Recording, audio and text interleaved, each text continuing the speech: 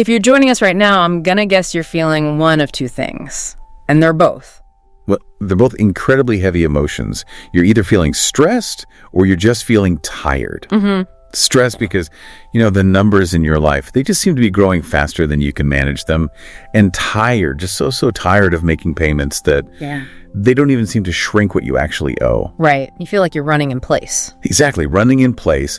And that feeling, that heavy sinking sensation you get when you say, look at a bank balance or the mail comes. Oh, the mail. The urge to just take that credit card statement and throw it straight in the recycling without even opening it. I think we've all been there. We have. And that is what we are diving into today. It's that little voice inside your head, the one that whispers, I should be better at this, or I'm just irresponsible. Yeah. We call it debt shame. It's this overwhelming, paralyzing weight of feeling like you are the problem, that you messed up, that you lack discipline. That it's a character flaw. Precisely. And so before we unpack a single number, before we even look at an interest rate, I think we need to confront that shame just head on. If you are listening to this right now and you are carrying that weight, please know this as like your absolute baseline truth. You are not alone. Not all. You are not broken. And you are not irresponsible. It's so important to hear that. It is. So our mission today really is to cut through all of that paralyzing shame, all the confusion. We are not here for lectures. No. We're not here for moralizing or self-blame. We are here for a human, compassionate, and realistic step-by-step plan for steady, safe progress. We want to move you, our listener, from a state of chaos and overwhelm into a state of absolute clarity. And to guide us through this whole complex blend of math and emotion, we have the voice of insight and clarity with us, ready to synthesize this material and give us the context we really need to shift from feeling stuck to feeling, empowered. Thank you. And I want to pick up right where you left off, because it is, without a doubt, the single most crucial message in this entire deep dive. Nothing is fundamentally wrong with you. Say that again? Nothing is wrong with you. If you are struggling with debt, I can say with absolute certainty, based on all the data we see, it is not a character flaw. For so long, though, we've been told it is. We have. For too long, culturally, we've been conditioned to see debt as a moral failing, as proof that we lack discipline or that we're just greedy.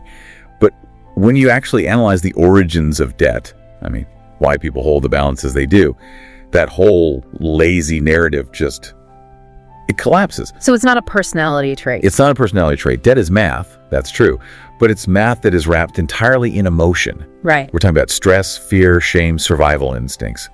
And it's that emotional wrapper that makes the numbers feel, 10 times heavier than they actually are on paper. That makes so much sense. So the very first step to getting clarity, before you even open a spreadsheet, is consciously separating your self-worth from your balance sheet.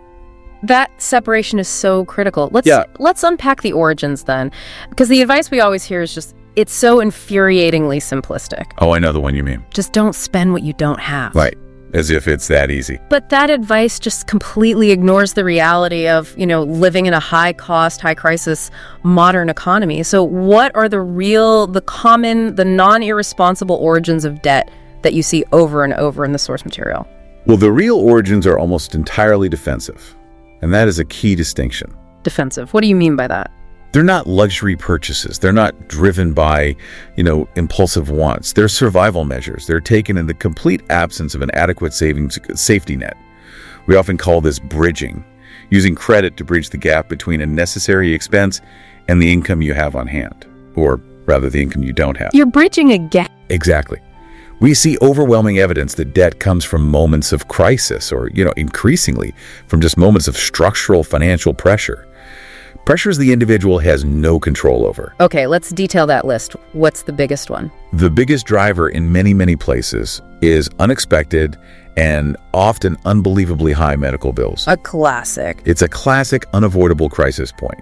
You have a sudden illness, a major accident, and even if you have good insurance, the deductibles, the co-pays, the out-of-network charges, they can wipe out 6 months of income, a year of income. In a heartbeat. People are forced onto credit cards not because they chose some fancy procedure, but because they needed to live. They're choosing between paying the hospital and paying rent. Yeah. And that is not a choice that reflects irresponsibility.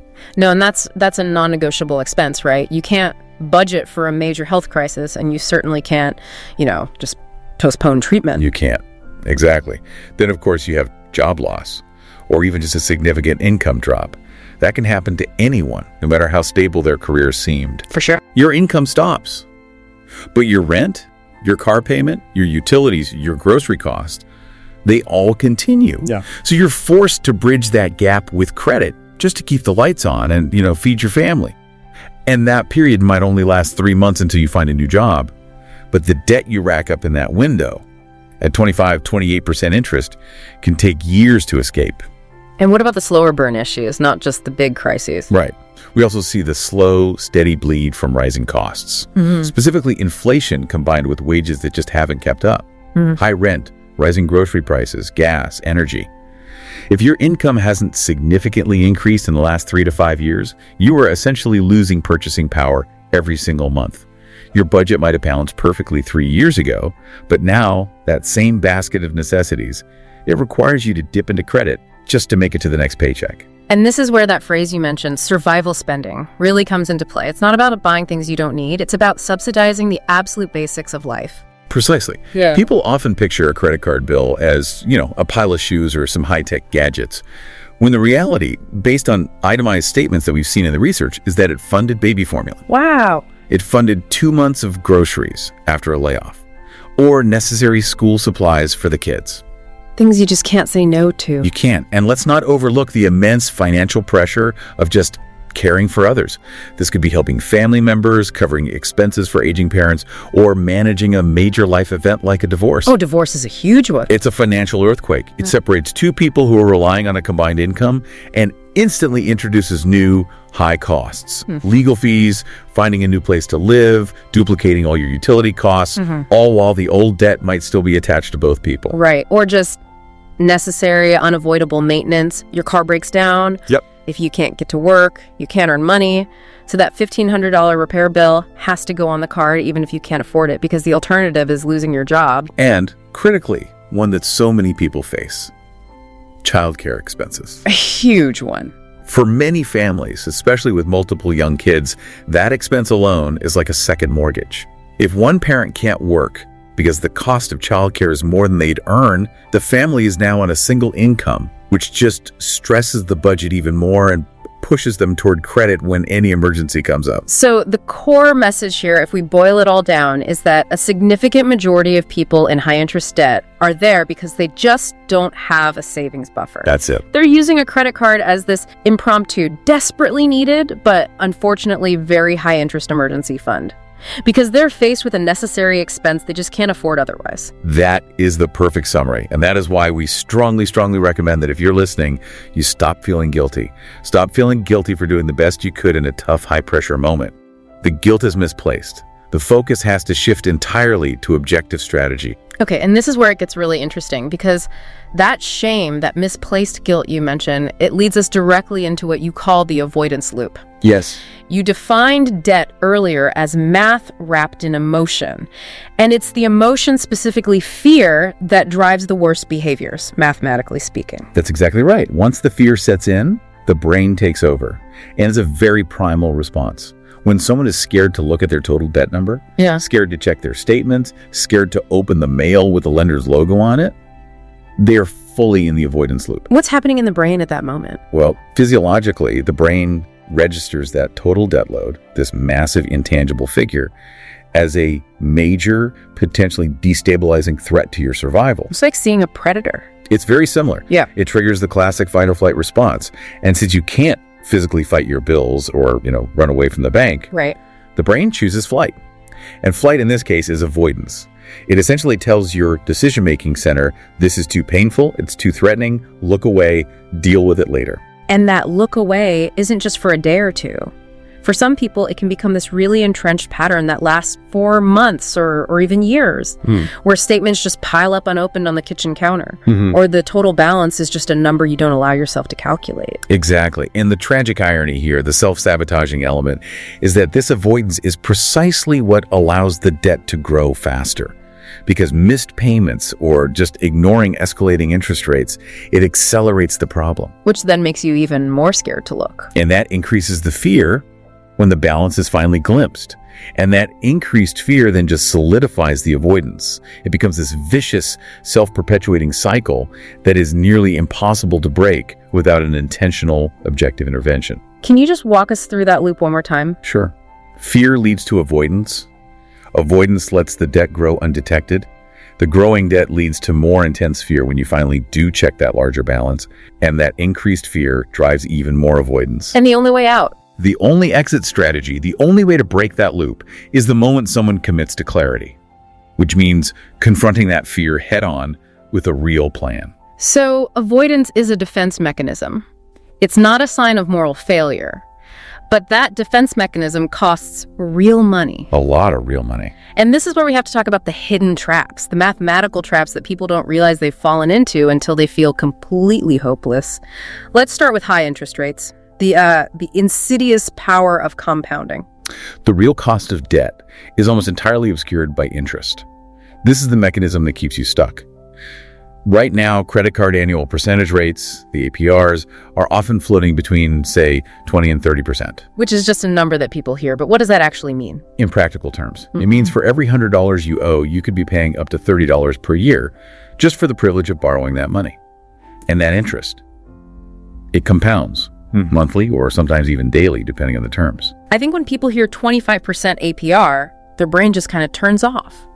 Can you give us a concrete example? Like, how fast does that compounding really accelerate a balance? How does it move from the initial debt to an almost unmanageable number? Let's walk through the math. Compounding is so insidious because interest doesn't just apply to what you originally borrowed, the principal. It applies to the principal plus all the accrued unpaid interest from the months before. So you're paying interest on the interest. You are paying interest on interest. So consider a really common scenario from the source material. You have a $2,000 balance on a card with a 28% APR. Okay. If you make 0 payments, or you only pay the interest charge each month, that 28% APR means you are adding $560 to your balance over the course of the year. Just in interest? Just in interest. So that $560 is now added to the principal. The next year, the 28% interest isn't calculated on $2,000, it's calculated on $2,560. I see. This is how, if you're only making minimum payments and your APR is on the high side, that initial $2,000 balance can easily balloon over time to $3,800 or even $4,000. Wow. Or if you start with a bigger balance, say $6,000, and you let that interest accrue and compound, that total can climb to $11,000 or $12,000. You've nearly doubled the original debt without spending another dime. Exactly. Just through the passage of time and the mathematically relentless application of compounding interest. The debt is literally reproducing itself faster than you can pay it down. And that brings us to maybe the most critical, almost predatory element of this whole equation, the minimum payment trap. Absolutely. This is perhaps the most crucial insight we can offer today because it feels so counterintuitive. Minimum payments are not designed to help you pay off debt quickly. What are they designed for? We have to be really clear about this. They are engineered to keep the consumer in debt for the maximum amount of time while the lender extracts the maximum amount of interest. Okay, that's a powerful and uncomfortable statement. Let's break down exactly how that looks in a typical payment so the listener can maybe see themselves in this trap. Okay. If you're carrying a substantial balance, let's say $5,000 at a high APR, and you make a typical $50 minimum payment. You feel like you've done your part. You do. You assume you've reduced your debt by $50. But almost all of that money, the vast majority, is immediately absorbed by the interest that accrued in the last month. So how much actually goes to the debt? Let's use our $5,000 balance at 28% APR. The monthly interest alone on that balance is approximately $116. Wait, the interest is $116 for the month? Roughly, yes. So if your minimum payment is only $50, you haven't even covered the interest for the month. Oh my gosh. The remaining $66 of unpaid interest is then added to your principal, meaning your balance actually grows even though you made a payment. I need to stop you there, because that is the single most demoralizing realization a listener can have. You are making the required payment, you're feeling responsible, and your debt is still getting bigger. Exactly. And even in a scenario where the minimum payment does cover the interest, the reduction is minuscule. Yeah. Let's say your minimum payment is $120 and your monthly interest is that $116. Okay. Only $4 goes toward reducing the principal balance. $4. $4 out of a $120 payment. Yes. And the consequence of this is shocking. Making only the minimum payment on a typical $5,000 credit card can result in payments stretching out for decades. Not 5 years, not 10 years. We're talking 20 to 30 years. The debt essentially becomes this decades-long burden, a permanent tax on your future income. That's the reality that has to snap people out of the avoidance loop. I mean, when you realize the true cost of debt is measured in decades of your future life loss, not just the original dollar amount, the fog has to start to lift. That's it. The fear shifts from being paralyzed by the problem to being energized by the urgency of solving it. So, okay, we've established that debt is almost always a structural problem, not a character flaw. We've clarified the mathematical enemy. Now let's move into the practical, action-oriented plan. For anyone who's recognizing these patterns of shame and avoidance in themselves, what is step one in the clarity plan? Step one is the crucial prerequisite, we call it. Calm and perspective. Calm and perspective. Yes. You absolutely cannot proceed in panic mode. Panic breeds chaos, chaos breeds mistakes, and mistakes lead to more debt and more shame. Debt is solved with calm, not chaos. So what does that look like in practice? It means intentionally slowing down. It might mean taking 5 minutes and just doing a breathing exercise, or simply promising yourself, for the next hour, I am only gathering information, I am not judging it. You need to approach this like an objective investigator looking at someone else's case files. The goal is to separate the emotional reactor from the practical decision maker inside you. I like that reframing. You're taking off the shame hat and putting on the analyst hat. Exactly. Once you have that perspective and calm, we move to step 2. List everything. Everything.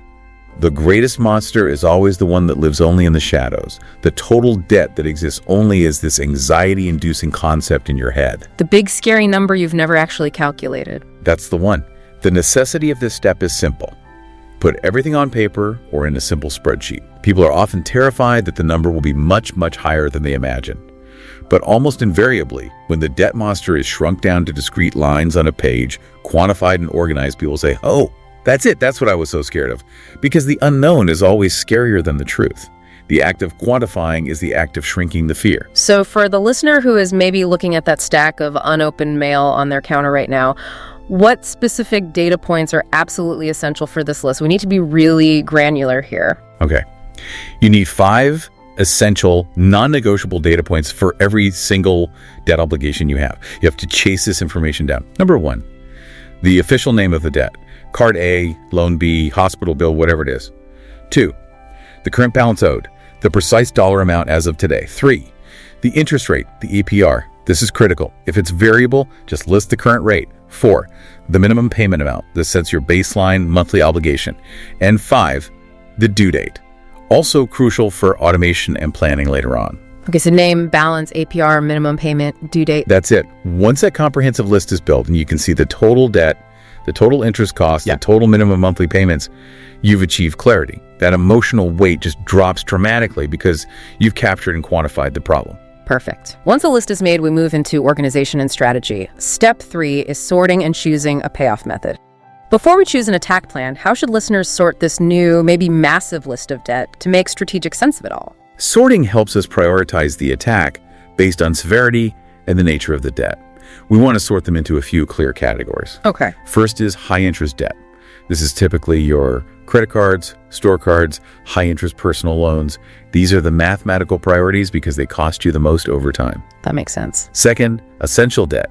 This would be your mortgage, car payments, secured loans, things that have to be paid to maintain housing or your ability to get to work. These are generally lower interest, but they're higher risk if you don't pay them. Then you have government loans. Think student loans. These often have unique features like income-driven repayment plans, forbearance options, potential forgiveness. They're just a different animal than commercial debt. And the last one? The last category is collections. This is debt that has been charged off or sold to a collection agency.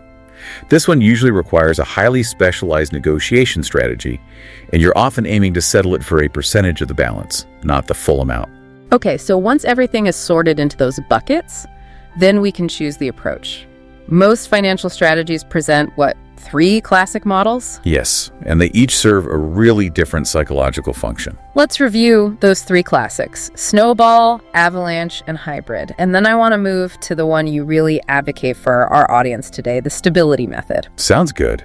So the snowball method. This one is all about motivation and quick emotional wins. Psychology first. Psychology first. With this plan, you completely ignore the interest rates and you focus only on paying off the smallest balance first. You pay the minimum on everything else and you throw every extra dollar you have at that smallest debt.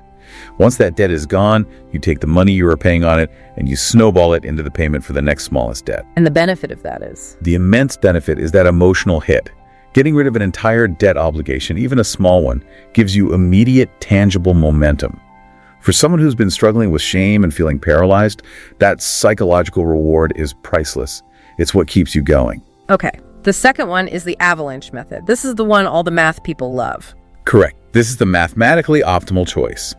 You rank your debts purely by interest rate, starting with the highest APR. You pay the minimum on everything else and focus all extra money on that highest interest debt first. And the logic is pure math. Pure math. You're eliminating the most expensive debt first, which saves you the maximum amount of money in the long run. Right. That saves the most money, but I hear a lot of people struggle with it. If their highest interest debt is also their biggest balance, it can take months or even years before they see a single debt line officially paid off and closed. Precisely. That prolonged lack of a win can sometimes lead to burnout, especially if the person is already dealing with high emotional stress. It's hard to stay motivated. And the hybrid. The hybrid method just tries to combine the best of both. You might use the snowball method to pay off 1 or 2 tiny debts. A $300 doctor bill, for instance, just to get that initial burst of enthusiasm and confidence. Get a quick win on the board. Exactly. Then, with that momentum established, you switch to the avalanche strategy to strategically attack a larger high-interest debt and maximize your savings. Okay, now let's talk about the fourth strategy, the stability method. As an analyst looking purely at efficiency, this method seems inherently inefficient, yet you strongly advocate for it for our specific listener. Why are you telling people to ignore the math just for a feeling? That is the essential critical question. The stability method is the most compassionate approach, and in my view, often the most successful long-term for listeners battling severe stress and shame. With this method, we prioritize whichever debt is creating the most emotional pressure or anxiety first, regardless of the balance or the interest rate. So you're not looking at the spreadsheet, you're looking at your life. You're looking at your life. Yeah. This means you might pay off the collection agency debt first, even if it's only $800 at 0% interest, because that agency calls you every single day, and those calls are destroying your peace of mind. Or it might be a credit card from an old relationship that just causes you pain every time you look at the statement. It's the debt that is actively keeping you up at night, interfering with your sleep and your relationships. The one that lives in your head rent-free? Exactly. The logic here is simple, and it's rooted in emotional sustainability. If you lift the most painful emotional weight first, the mental bandwidth you gain, the peace of mind, the reduction in daily fear, that is worth more than the few dollars in interest you might save by following the strict avalanche method. That emotional gain makes the rest of the plan easier to execute, and it dramatically reduces the chance of you falling back into the avoidance loop. So emotional sustainability isn't secondary to financial sustainability. It's a necessary precursor. That's a critical framing shift. You're prioritizing the human being over the spreadsheet, recognizing that we can't follow a perfect long-term plan if we're constantly operating from a place of fear and mental exhaustion. So we have our calm, we have our list, and we've chosen an attack method that prioritizes our long-term mental health. Now, before we send a single extra dollar toward principal reduction, you recommend a specific next step: securing stability. This is step 4, and I really have to stress this point. It is non-negotiable. Step 4 is build the buffer. Build the buffer. Yes. If you're struggling with debt, chances are you do not have an emergency fund. Now, we are absolutely not talking about building 6 months of expenses right now. That would feel impossible. Totally impossible. Yep. It's too far away, too demoralizing. We're talking about the critical importance of creating a small, functional emergency buffer. Yeah. Specifically, aiming for between $250 to $500. Why that specific, relatively small number? Because the vast majority of small, inevitable emergencies, the events that pop up every few months and derail a debt plan, fall within that $250 to $500 range. What kind of things? We're talking about a flat tire, a minor medical copay, a sudden school fee for your kid, a boiler repair deposit, an unexpected expense for a pet. The stuff of life. The stuff of life. And without that immediate cash buffer, when those small emergencies pop up, you default back to the credit card. This creates new debt while you're actively trying to pay off old debt. Which is incredibly demoralizing. It's the definition of running on a treadmill. It reinforces the shame cycle, that feeling of, I can never get ahead. And that, I imagine, is the fastest way to kill the momentum you just gained from the stability method. It is. That small $250 to $500 buffer is the essential firewall that stops new debt from forming. It ensures that every dollar you dedicate to the payoff plan actually goes toward paying down the principal, not just covering the latest surprise expense. It's the foundation that allows the entire debt payoff structure to stand firm. Okay. Once that buffer is in place and we have our immediate stability secured, we address the chaotic money flow, which is step 5. You recommend restructuring how money moves through the household using 4 accounts. Explain why that physical segregation of money is so much more effective than just willpower. This is so crucial for long-term psychological success. Most people use a single checking account for absolutely everything. I'm guilty of this. Most of us are. Yeah. Your income lands there, bills are paid from there, spending happens from there, debt payments come out of there. This system guarantees confusion. It guarantees accidental overspending and decision fatigue. You look at the balance, you see $2,000, and you think you have $2,000 to spend, even though $1,800 of that is already earmarked for rent and insurance. Right. It's already spoken for. It's spoken for. Yeah. So we recommend splitting funds into 4 distinct, separate accounts. This physically segregates the money's purpose, it reduces decision fatigue, and it eliminates that accidental overspending. Okay, what's the first account? Number 1 is the bills account. This must hold the exact amount needed for your fixed monthly expenses, rent, utilities, insurance, and all your minimum debt payments. Once you fund this at the beginning of the month, this account is entirely untouchable. You don't look at it, you don't think about it. Set it and forget it. Exactly. Number 2, the spending account. This holds the money for your discretionary and variable items like groceries, gas, clothing, entertainment. When this account is empty, spending stops. The crucial clarity here is that you know this money is truly available to you. Okay. Third is the debt payoff account. I like to call it the attack fund. The attack fund, I like that. This is where you put the extra funds dedicated to principal reduction, your snowball or your avalanche payment. Seeing this account grow every pay period provides immense motivation. It's motivation in liquid, quantifiable form. And the fourth? The fourth is the savings account. This is where your initial $250 to $500 buffer lives, safe from daily temptations. And it's where your future long-term savings goals will begin. I know a lot of people who rely on that single checking account. Explain practically how shifting funds between 4 accounts doesn't just create more decision fatigue from shuffling money around all the time. It actually eliminates fatigue because you only make one set of decisions per pay cycle. How much goes into each bucket? After that initial transfer, the hard work is done for the month. You open your banking app, and instead of seeing one chaotic number, you see 4 clear numbers. You look at your spending account, and you instantly know, I have $300 left for the week. You don't have to mentally calculate, wait, is that $300 already reserved for the water bill? Because the money for the bills isn't even visible in your spending pool. It simplifies everything. This easy, low-effort structure prevents the chaos that typically leads to emotional debt accrual. Okay, step 6 is one that I wish every single listener would just etch into their memory because it empowers them immediately and can save thousands of dollars. Negotiation is power. This is the secret weapon. It really is.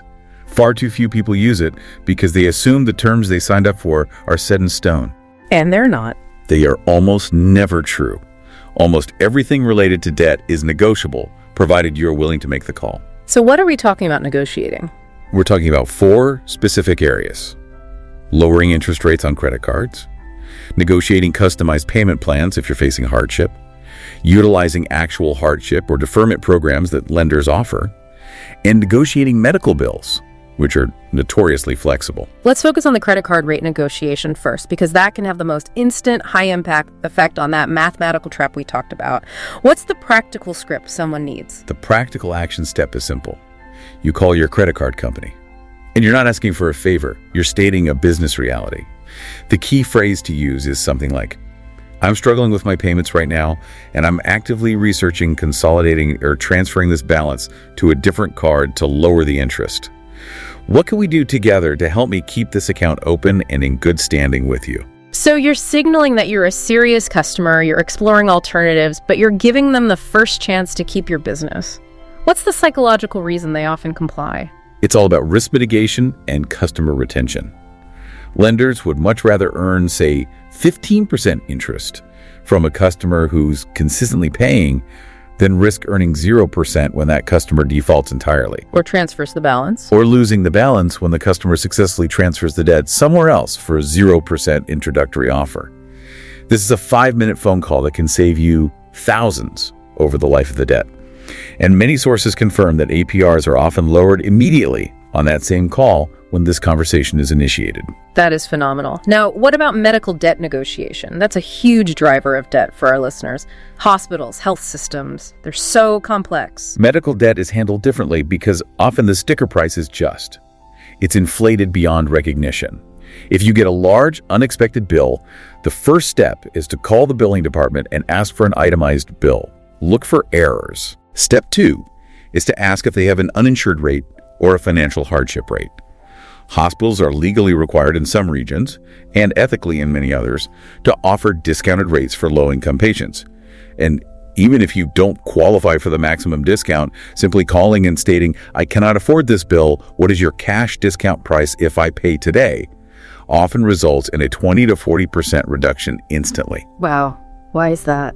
Hospitals would rather take reduced cash up front than deal with the cost and uncertainty of collections later. And finally, debt collectors. If a listener has moved a debt into that collections category, how should they approach that? Especially since those calls cause such intense emotional stress. When dealing with a debt collector, the rules change entirely. First, you have to remember your rights. Never admit the debt is yours over the phone initially. Don't admit it. No. You start by demanding proof. Use the phrase, "I am requesting validation of this debt in writing pursuant to the Fair Debt Collection Practices Act." Do not agree to pay a single penny until you receive and review that written validation. Second, you need to understand the statute of limitations, or SOL, in your state. This is the legal window during which a debt collector can sue you. If the debt is past the SOL, they can still call you, but they cannot win a lawsuit. So never restart that clock by making a token payment or acknowledging the debt in full. And if you do decide to settle... If you verify the debt and decide to settle, always negotiate for a pay for delete if possible. That means they agree to remove the negative mark from your credit report upon payment. And always negotiate a settlement for less than the full amount. Often 40 to 60% of the balance is accepted, because collectors purchase that debt for pennies on the dollar. This totally transforms the conversation from a fearful, reactive one to a strategic, proactive negotiation. That is a massive shift in power for the listener. And finally, step 7. The one that ensures all this hard work, the calm, the buffer, the strategic attack, sustains itself over the long haul. Step 7 is automation. We want to remove the necessity for decision-making and reliance on willpower every single month. Willpower is finite, automation is infinite. So what are we automating? You need to automate 2 key things using your new 4-account structure. 1, automate minimum payments. Set these up immediately from your bills account so you never, ever miss a due date. This prevents late fees, interest penalties, and damage to your credit score. And the second thing? 2, automate extra payments. This is the most crucial part for payoff velocity. If you've committed to paying an extra $200 a month on your avalanche debt, automate that extra payment. Have it happen the day after your minimum is due, or the day after your paycheck lands and funds your debt payoff account. And the psychological benefit there is? It's profound. You don't have to look at the money and have that internal debate about whether you should send it to debt or spend it on something else. The decision is already made. The money is automatically allocated to its highest and best purpose. It's the consistency, then, driven by automation, that turns a one-time surge of motivation into a steady, reliable, years-long shift in your financial reality. Exactly. Consistency, not intensity, is the key to solving long-term debt. So we started this deep dive with you, the listener, potentially feeling broken, ashamed, or just totally overwhelmed by numbers and avoidance. And where we are now is a space of absolute clarity. We've dismantled the shame by acknowledging that debt is almost never a character flaw, but often a result of survival spending. We've clarified the mathematical enemy, the minimum payment trap, the compounding high interest, and we've provided a concrete, detailed 7-step plan.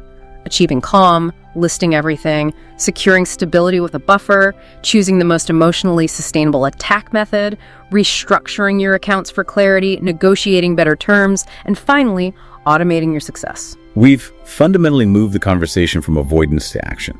And that is the definition of breaking that fear loop. The fog has lifted. And you now possess the actionable, sustainable steps that you need for steady progress. And as you embark on this journey, that concept we mentioned, emotional sustainability, it really has to remain your touchstone. It's the guidepost. It is. You will inevitably have good months and bad months. There will be unexpected expenses. You have to remind yourself that the strategy is built not just on the math, but on protecting your own mental space. If the avalanche method, for instance, becomes too stressful, the stability method is there to remind you it is always okay to change tack and seek an easier win to maintain your motivation. That compassion for yourself is the most vital asset you carry into this process. The hard work starts now, and it begins with that crucial first act of clarity. And so we want to leave you with one final provocative thought to consider, building on the profound weight of shame and avoidance that we discussed today. We know that the true cost of debt is measured not just in dollars, but often in decades and intense mental distress. Now that you have permission to face the problem calmly, what single piece of mail, if opened and faced today, would relieve the greatest amount of emotional pressure regardless of its dollar balance? Is it the collection notice? The one bill tied to a painful memory? Focus on that single action. Open that one piece of mail. And let that initial crucial act of clarity start your momentum toward freedom.